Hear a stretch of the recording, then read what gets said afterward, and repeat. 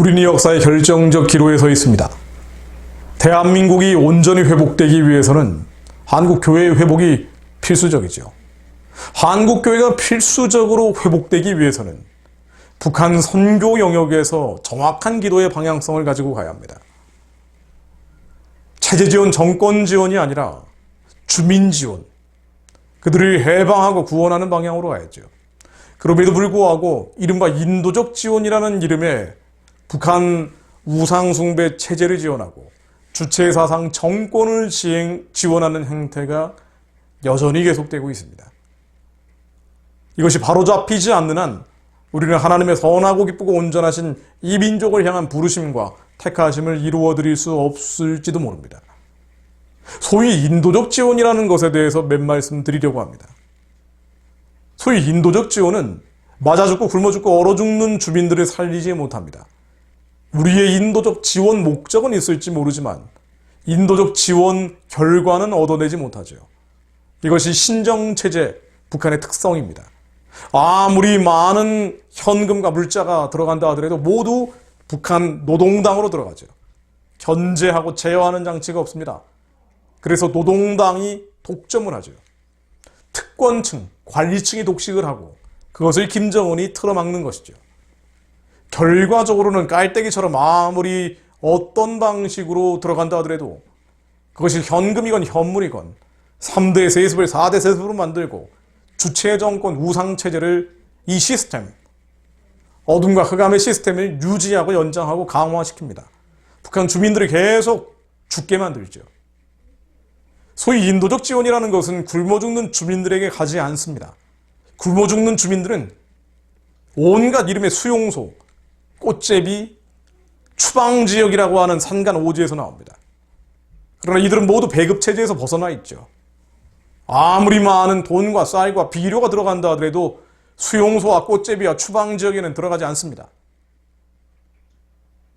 정말 굶어 죽는 사람들을 살리고 싶다면 가장 많은 아사자들이 나오는 곳, 수용소부터 철폐해야 한다고 주장해야 합니다. 그러나 이런 주장하지 않죠. 꽃제비나 추방지역도 마찬가지입니다. 소위 인도적 지원이 굶주린 사람들에게 일부 들어간다 하더라도 결과는 똑같습니다. 체제 지원, 정권 지원이죠. 왜 그렇습니까? 김정은에게 충성하는 대가로 지원되기 때문입니다. 받는 사람들은 장군님의 하사품으로 알고 있죠. 한국에서 온 물자인 걸 안다 하더라도 장군님의 은덕과 무용에 감동한 나만의 진상품 정도로 생각한다고 합니다. 결과적으로 3대 세습, 주체정권, 우상체제를 강화하죠. 흑암과 어둠의 시스템을 연장시킵니다. 마치 마약과 도박에 빠져있는 동생을 돕는 것과 같습니다. 마약과 도박에 빠져있는 동생에게 우리가 아무리 인도적인 목적으로 돈을 준다 해도 또 마약을 하고 도박을 하죠. 또 핵무기를 만들고 미사일을 개발합니다. 대남 적화 공작을 할 겁니다. 진정으로 이 영혼을 살리는 길은 마약의 영, 도박의 영이 예수 그리스도 이름으로 끊어지도록 회개하고 악한 길에서 중단시키는 것이죠. 그래서 조건을 달아야 합니다. 그러나 아무 조건 없이 주는 것, 이것은 또 마약하고 또 도박하라는 것이죠. 그래서 우리가 주는 현금과 현물, 북한의 핵무기 미사일 개발 지원으로 돌아갈 수밖에 없다는 것입니다. 소위 인도적 지원을 주장하는 이들은 서독과 동독의 사례를 예를 듭니다. 서독이 끝까지 동독을 도왔다. 서독교회가 끝까지 동독교회를 도왔다.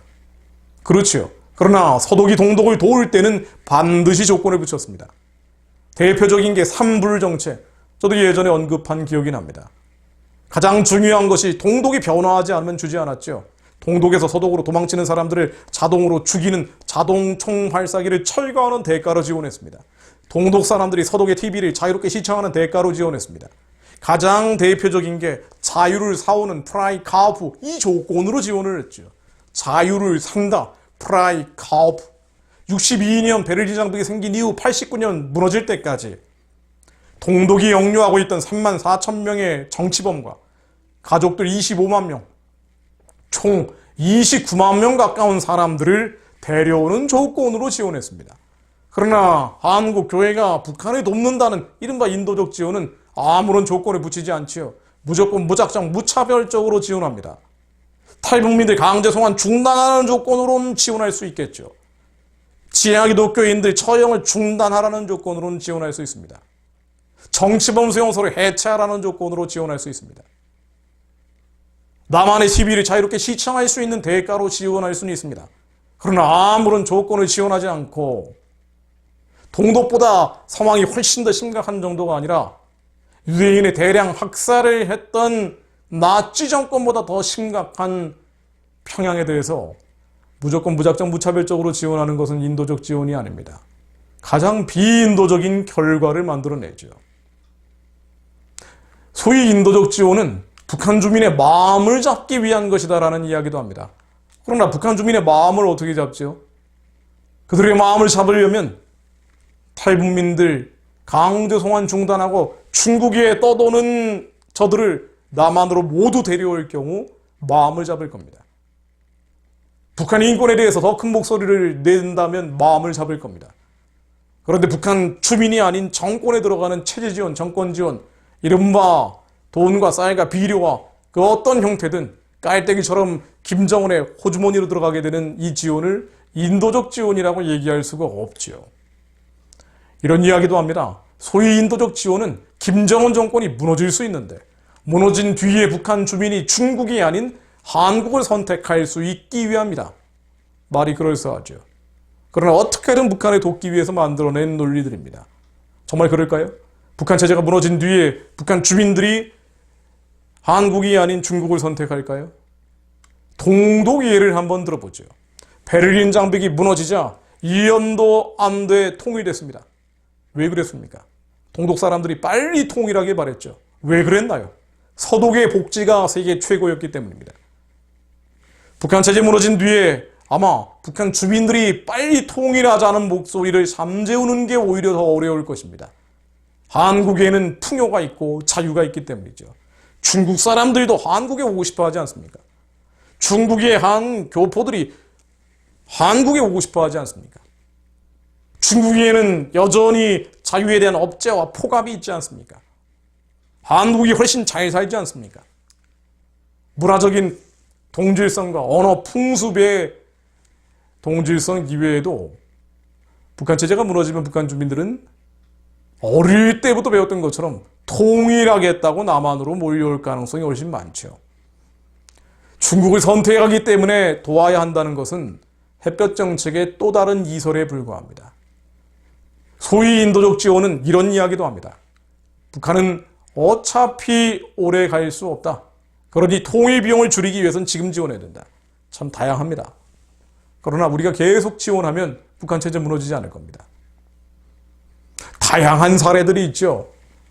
단순히 현금을 지급하는 것 말고도 돈과 쌀과 비료, 현물을 지급하는 것 말고도 고아원, 영아원을 짓는다는 것도 빵공장, 국수공장을 짓는다는 것도 인도적 지원이라고 포장되어 있는 다양한 대북 지원 형태들은 결과적으로는 체제를 유지, 연장, 강화시킵니다. 예를 하나 들어보면요. 실제 사례입니다. 북한에 고아원 짓는다고 하는 분이 유엔 제재 때문에 직접 돈을 줄 수 없기 때문에 해외 단체를 통해 중국의 건설업자들에게 지원을 했습니다. 그 돈이 어디로 들어갈까요? 김정은의 사금고, 노동당 39호실로 들어갑니다. 실제로 지어졌을까요? 확인되지 않고 있습니다. 실제로 지어진다 하더라도 거기에 동원되는 인력들은 군인들입니다. 한국에서 주는 돈은 김정은의 사금고로 들어갑니다. 이것이 대북 인도적 지원의 현실이죠. 빵공장, 국수공장 예를 듭니다. 어린아이들이 먹는다고요. 그렇지요. 돈을 많이 쌓아들고 빵공장, 국수공장이 어떻게 돼 있는지 견학을 한번 해보겠습니다 라고 갈 때는 아이들이 빵과 국수를 먹는 모습들을 사진과 영상을 찍어줄 수도 있겠죠. 그러나 북한에서 빵과 국수는 사치품입니다. 영양제입니다. 117만 군대가 있고 특수부대가 남한보다 10배가 많습니다. 영양실조로 시달리고 있는 많은 사람들이 있습니다. 북한 군대가 무너지면 체제가 무너지는 것을 너무 잘 알고 있는 정권은 빵공장, 국수공장의 영양제, 사치품들을 우선 특권층들이 독식하고 나머지는 군인들, 무엇보다 특수부대에 지급을 할 겁니다. 그렇지 않으면 탈영병이 늘어나고 쿠데타와 내전 온갖 일들이 벌어질 수 있기 때문이죠. 그래서 악한 노예주에게 잡혀있는 노예들은 해방하고 구원하는 것이 정답입니다. 노예주에게 돈과 쌀과 비료를 주고 아무리 많은 빵과 국수를 준다 하더라도 노예들을 살릴 수는 없습니다. 한국의 북한 구원과 해방을 위해 기도하는 분들이 그래도 아직은 남아 있습니다. 상황은 점점 어려워지겠죠. 힘들고 괴로워질 수 있습니다. 그럼에도 불구하고 정확하게 분별하고 이 분별이 더 많은 사람들에게 확산될 수 있도록 기도하며 외쳐야 합니다. 이제는 도와줄 사람도 없고 조력자도 없습니다. 그렇죠. 도와줄 사람, 조력자를 구할 수도 없죠. 그럼에도 불구하고 하나님이 이런 상황들을 허락하신 것은 오직 하나님만 믿게 하기 위해서입니다. 고린도후서 1장 8, 9절로 사도 바울이 아시아에서 당한 환난을 이야기합니다. 형제들아, 우리가 아시아에서 당한 환난을 너희가 모르기를 원하지 아니하노니 힘에게 없도록 심한 고난을 당하여 사의 소망까지 끊어지고 우리 자신이 사형 선고를 받은 줄 알았으니 주님이 하다 보니 사형 선고 당한 줄 알았다는 겁니다. 사의 소망이 끊어졌다는 겁니다. 그런데 왜 이렇게 하셨는지 바로 답이 나오죠. 이것은 우리도 자기를 의지하지 말고 오직 죽은 자를 다시 살리시는 하나님만 의지하게 하십니다. 오직 하나님만 의지하게 하기 위해서. 진리를 외치고 진실과 사실을 전할 때 온갖 왜곡과 비방과 비난과 공격들이 들어옵니다. 그럼에도 불구하고 더 외치며 미혹된 이들이 깨어날 수 있도록 함께 하나님의 마음을 시원케 해드리는 기도를 할 수 있도록 이야기해줘야 합니다. 설령 공격이 있다 하더라도 이때 우리가 의지할 것은 오직 하나님 한 분뿐입니다. 하나님만 의지할 때 주님이 기적을 만드십니다. 역대하 20장 14, 17절의 말씀이 한반도 위에 응할 것입니다. 이 전쟁에는 너희가 싸울 것이 없나니 대열을 이루고 서서 너희와 함께한 여호와가 구원하는 것을 보라. 너희가 함께한 여호와가 구원하는 것을 보라. 유다와 예루살렘아, 너희는 두려워하지 말며 놀라지 말고 늘 그들을 맞서 나가라. 여호와가 너희와 함께 하리라 하셨느니라. 우리가 싸울 것이 없고 여호와께서 나가실 수 있도록 우리는 기도하며 외칠 뿐이죠. 때가 됐다. 하나님께서 금향로를 뒤집으실 때 여호와께서 구원을 이루실 겁니다. 두려워하지 말고 놀라지 말고 여호와가 언제나 우리와 함께 하심을 믿으며 예수 그리스도 이름으로 기도해야 합니다.